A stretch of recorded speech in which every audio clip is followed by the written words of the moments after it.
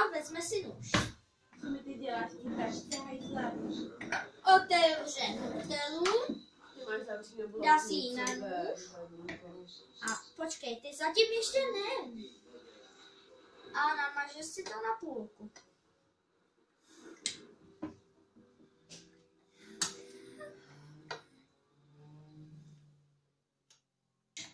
Chvíli to bude trvat. Stojí to za to.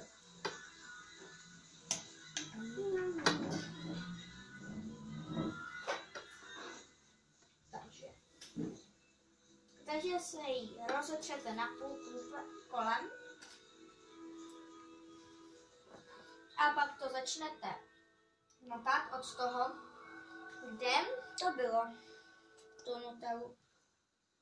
Takhle. A tady je to už právě. Tak, máte hotovou palačinku a teď už si třeba na ní dejte šlehačku, šokoládu nebo co chcete.